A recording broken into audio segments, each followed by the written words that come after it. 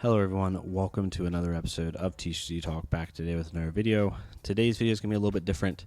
I wanted to get on here and just have a discussion with you all and kind of give my thoughts on some of the discourse that's been happening in Flesh and Blood the past 24 hours with some certain things, and we'll talk about that here in a second. So definitely a different video. If you want to take the time, I implore you, please listen for the next 10 to 15 minutes. I promise I will do my best to not be rambly or crazy with it. But I just want to get on here and have that discussion with you all. But yeah, no fancy intro, nothing crazy. The two things I want to say before I get into the topic itself is, one, I'm not going to bring up names or screenshots or anything like that. I don't think that's not the purpose I want to be for this video. I want it to be more just talk about the discussion. So I'm going to try to avoid names as much as I can. And then the second thing is, I'm not going to have strong-willed opinions on other people's responses or tweets, good or bad. I'm going to try to keep this solely about the topic. So we'll get right into it. The tweet in question, or the post in question, I'm not going to say names or anything like that. I'm just going to talk about the tweet and then we'll move on. Is they showed screenshots about how there is only 4 women and 1 non-binary person in the Rosetta, included into the Rosetta spoiler season creator list, or just list of people showing cards. The tweet was blunt. It was very strong in a way, but they were just making that initial observation. And that sparked a lot of opinions back, both positive and negative. And it created just a wildfire of discourse, and it sucks. And what I wanted to get on here, and the reason I'm making this video is, one, I think it's important to have these discussions, and that we should never shy away from that ever. And two, and I thought it'd be worth it, as someone who is we have amazing leaders in the space, and these are names I will say because it's a good thing. We have, Mara, Faris, and Rhea, and Kiki, and all these amazing individuals that support women and non-binary and multiple groups of people. And, we look to them for leadership with some of this, specifically as it relates to the Flesh and Blood community. But I think it's also good for people like me, who's a cis male, who comes from a background that others might not expect or, look to support and try to progress this type of discussion. I think it's good to have different perspectives, and I think it can be really powerful for us to generate some good discussions. Hopefully it helps.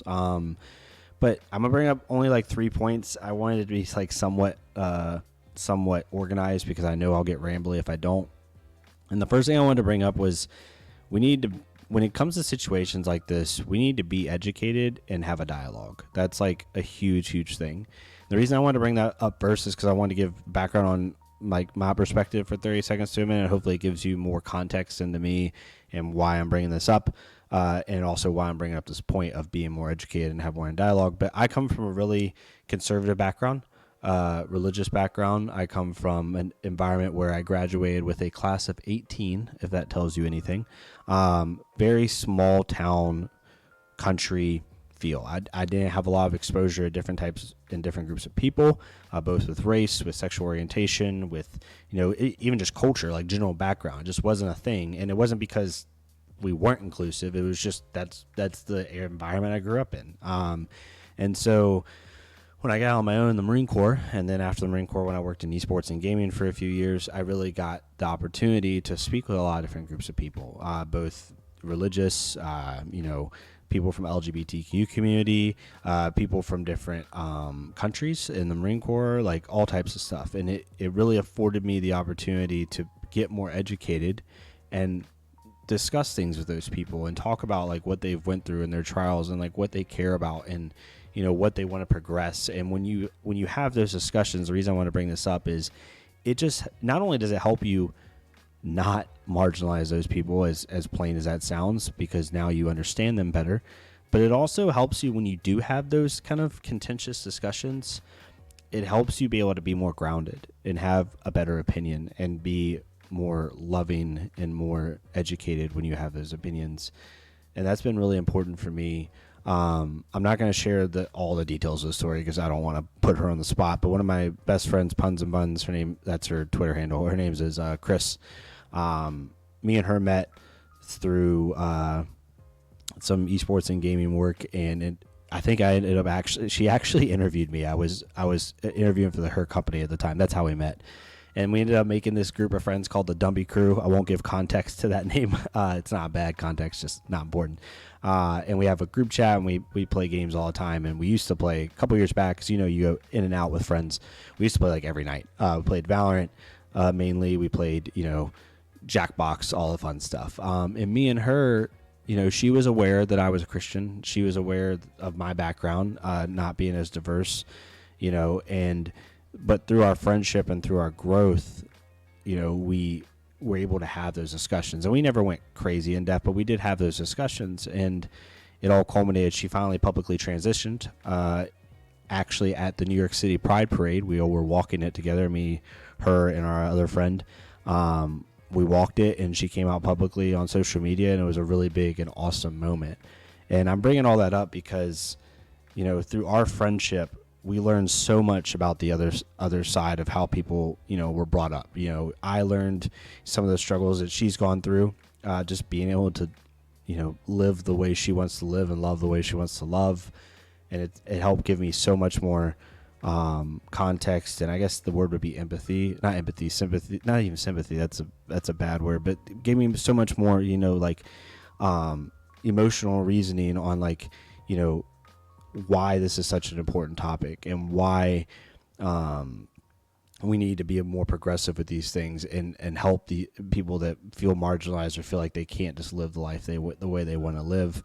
Because as long as you're not hurting anybody, there should never be an issue with this. And then on her side, she helped our friendship helped her learn that not everybody that's a Christian, or not even a Christian, that's just like one religion. Not everybody that has a religious background or a conservative background is like hateful, or in our case, like transphobic or anything like that. So it really helped us get educated and have that open dialogue. And we grew so much from it as people. And I wanted to bring that situation up because in this situation, it's very important. If you are not fully educated on why a person has an opinion the way they do, or a person's background, try not to have a strong opinion yourself until you get educated. It's very important. And once you do have that experience with whatever group that is, like in this case, it could be non-binary or female identifying groups, but it could be anything, right? Race, religion, color, creed, whatever. Once you have that education, it really helps you have that dialogue so much better. And it helps you understand the other side. And even at the end of the day, if you two still don't agree on whatever topic it is, you're going to have a mutual understanding and love and respect for each other. And then people can just live their lives the way they want to. Because like I said, as long as no one's hurting anybody, as long as you're not marginalizing someone, we should always strive for everyone to have an equal opportunity, an equal voice, so on and so forth. So the first thing about being educated and just having a dialogue, I think, is really, really important. The second thing is, and it kind of goes hand in hand with this, is always assume noble intent, right? When we're talking about this tweet in question that came out initially, it was blunt, right? It was pretty harsh in a way of like how they formulate it. However, if you can look at it through a noble lens, and I'm telling you right now, this is something I fail at all the time. If we look at it through a noble lens and say, like, okay, why are they saying what they say? Are they saying it because they truly think LSS is this maniacal, like, intentionally non-inclusive company? No, they're saying it because through their personal experiences in life, and I'm assuming here, through their personal experiences in life, they have either A, struggled themselves, or B, seen people that they care about struggle in these respective groups get inclusion, and they're wanting to fight for that. Right now, does everyone always fight the right way? Right? Do you always bring things up the right way? No, myself included. I have said, people watching this video probably can think of things I've said where I said something that was misconstrued, or I said it in the wrong way, or something like that. That just happens. But when you're reading someone's thoughts or someone's opinion, unless it's just truly hateful, you should always assume noble intent. Understand the noble reason on why they're saying that. And when you do that, your response to them, you still may disagree with them, but it's going to be so much more leveled and so much more progressive and helpful than it would have been if you're just assuming that they're doing something bad. Like the easiest example I can give, if I'm allowed to give one, is like when you're driving in traffic and someone cuts you off, right? Like we all get road rage, get a little upset. it could be that they're just not paying attention or that they're being an a-hole. Like, that's possible, right? But it's also possible maybe their parents called and their mom's sick and then they're in the hospital. Maybe they got in a car accident. Now they have to get there on time at the hospital.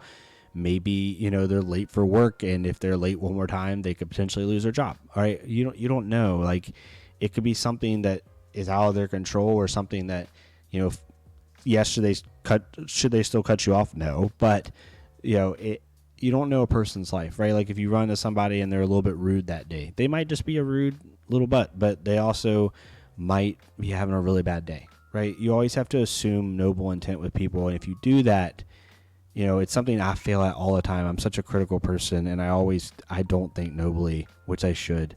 Out of all the points I'm giving, this is the one I struggle with the most. But if you do, it'll really help you. And if you still find yourself struggling with that, maybe find a confidant that you can talk to and like kind of get your initial feelings out.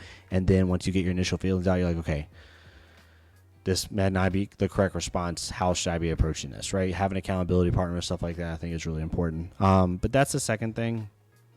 And then the third point I wanted to give, again, this isn't going to be a long video. I just wanted to kind of give my opinions and try to be more positive with this stuff, is Twitter is an awful place for discourse. It's so bad. I mean, in the Flesh and Blood community, we don't have but so many platforms to speak on. Twitter is like the main one, obviously. You can speak on it at events in person or whatever. You can talk on Reddit, I guess. You could talk on YouTube. But really, Twitter is like the main discussion point. And I get that. There's no way of fighting that. However, try your best to really take a lot of things with a grain of salt on Twitter. I know me, like even myself, like everyone's had probably one or two tweets that got misunderstood. And even other people have had more serious tweets that got misunderstood. And social media is forever. And when you say something, whether you meant to say it that way or not, or whether you formulated it that way or not, people are going to think that, and that's a fair assessment. So if you found yourself having a very serious discussion or discourse on Twitter, ask that person to message you privately, and they might not want to, and that they're allowed to do that. But if you can get them to do that and have that discussion one-on-one, it's so much more beneficial. You work through it so much better. I've learned that in my own experiences even more so. So, Twitter's just an awful place for discourse. Be careful what you say, how you say it, and try your best to have a positive outlook on things. It doesn't mean you're not allowed to have an opinion. And if you disagree with someone, I'm not saying that, people who had negative responses to the original tweet are wrong. That's not what I'm saying. Just the way you bring about it, right? The way you discuss it is wrong. And when also comes to having an opinion, right, like the noble intent and the discourse thing, if you want to bring up something like this, bring it up in a positive manner, right? Bring it up in a constructive manner instead of, don't just say like, this sucks, or, this is wrong. I can't believe they did, whatever the case. Not even this situation, any situation. If you bring it up in like, man, there's only, 5 individuals I see from these respective groups, I hope in the future we can get better at this. That'd be really fun to see. Maybe what can we do to be better at this, right? Whatever the case may be. But overall, just I love this community. I think we're very inclusive generally. I think LSS, that's the one thing I want to say. I've never seen LSS do anything where I thought like, man, they're intentionally not being inclusive, or they're not intentionally not thinking about it. Everyone makes mistakes, but also, sometimes things slip, or sometimes things aren't thought about in a genuine manner just because we're doing so many different things. And we just have to have a positive dialogue, have a positive outlook on things. And the last thing I want to say is, like, as long as they're not hurting anybody, and as long as someone's not marginalizing anyone or speaking untruthfully about someone, as long as those things aren't being brought up, you should never hurt or marginalize or stop people from having opinions, from living their life the way they want to live, from enjoying life the way they want to enjoy it. No one should ever feel like they don't have a voice. That's ridiculous. Never let that happen. The second we stop talking to each other is when bad things happen. The second dialogue goes away, that's when animosity starts to form. That's when thoughts about how a person lives their life starts to form, especially through Twitter. Like I've seen so many times where people have like these really strong-willed opinions about another person, and they've never met them in real life, and that's such a dangerous place to be. And so we need to, be good stewards of that, and just really allow people to have those opinions, allow people to have those discussions, keep it positive, keep it progressive, keep it, constructive and good, and just keep moving with it. But I didn't want to seem rambly. I wanted this to be like a 15-20 minute video. I just wanted to kind of give like a couple positive points. Please feel free to have a discussion down below with me if you disagree with something I'm saying, if you think I'm being too positive or objective or whatever on this and I need to be whatever, just let me know. If you all want to let me know in the comments, you can join the Discord. I'm more than happy to have a discussion in there with you. It's a good place for that discussion. So thank you all so much for listening. Hopefully this helps. Again, I know this is a weird video, but coming from someone with my background, I thought it was even more important to kind of publicly support this and publicly support letting people have these discussions and not condemning people for even having a strong-willed opinion, because we can always get better. Even if we have the most inclusive, diverse community in trading card games and we're like changing the hobby space as we see it, whatever the case may be, right? We still can get better. We always can. And I hope just love everyone. Treat everyone with respect. Don't marginalize people. We should never resort to hateful comments or violence or preventing people from living life the way they want to live it. Yeah. Thank you all so much for listening to me ramble. Hopefully this was remotely helpful. Hopefully if it even changes one person's general thoughts, then that it's worth it to me. I just want to publicly, come out on my side and talk about it. But thank y'all so much. Y'all have a great rest of your day. Stay safe, stay positive, have good discussions, and I'll see y'all next time on THC Talk.